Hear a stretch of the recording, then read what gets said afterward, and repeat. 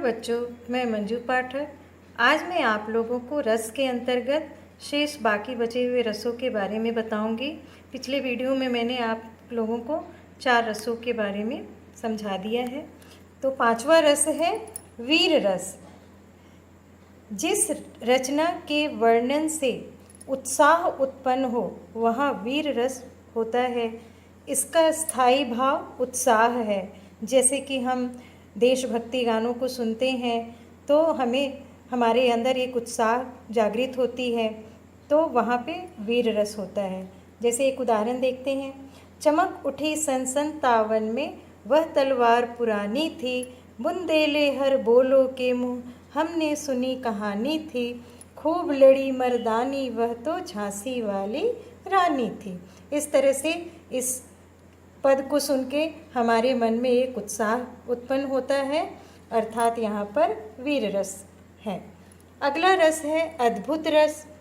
अद्भुत यानी आश्चर्य। आश्चर्यजनक घटना या वस्तु का वर्णन सुनकर, देखकर जब आश्चर्य के मन में विस्मय जागृत हो, अर्थात आश्चर्य जागृत हो, वहाँ अद्भुत रस होता है। जैसे बिनु पग चले सुने बिनु काना, कर बिनु कर्म करे विधि नाना, आनन रहित सकल रस भोगी, बिनु बानी वक्ता बड़ जोगी। अर्थात कोई बिना ही पैर के चल ले, बिना ही कान के सुन ले और बिना ही कर के यानी हाथों के कर्म कर ले और बिना ही आनंद के वो सारे रसों का भोग कर ले और बिना ही वाणी के वह बड़ा वक्ता बन जाए, तो इससे बड़ा आश्चर्य की बात और कोई नहीं हो सकती। इस पद को सुनकर हमें आश्चर्य होता है, अतः यहाँ पे अद्भुत रस है। अगला रस है करुण रस। जहाँ किसी के निधन, वियोग या दुख का वर्णन हो वहाँ करुण रस होता है। इसका स्थायी भाव शोक है। जैसे अभी तो मुकुट बंधा था माथ, हुए अब ही हल्दी के हाथ, खुले भी न थे लाज के बोल, खिले भी न चुंबन शून्य कपोल, हाय रुक गया यहीं संसार, बना सिंदूर अंगार।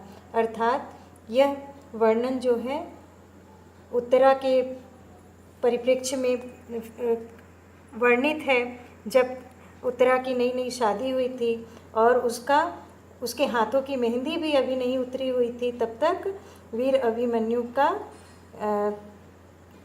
अभिमन्यु वीर गति को प्राप्त हो जाते हैं। इस तरह से यहाँ पे करुण रस का वर्णन है। अगला रस है विभत्स रस। घृणा को उत्पन्न करने वाले दृश्यों का वर्णन होने पर विभत्स रस होता है। जैसे और इसका स्थायी भाव घृणा या जुगुप्सा है।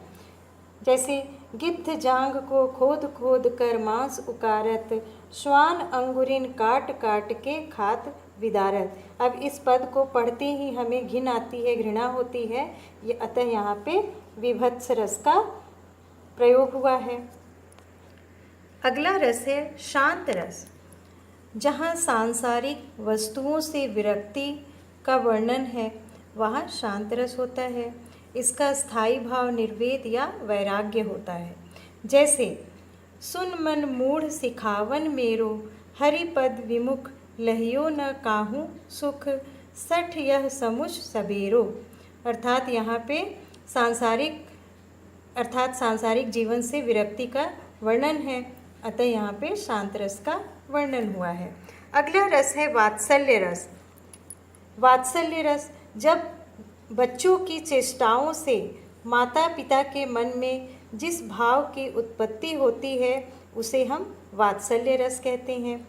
इसका स्थायी भाव वात्सल्य या ममत्व होता है। जैसे अर्थात उन भावों में ममता छुपी हुई होती है। जैसे माओ कहकर बुला रही थी, मिट्टी खाकर आई थी, कुछ मुंह में कुछ लिए हाथ में, मुझे खिलाने आई थी, मैंने पूछा यह क्या लाई, बोल उठी वह माँ काऊ, हुआ प्रफुल्लित हृदय खुशी से, मैंने कहा तुम ही खाओ।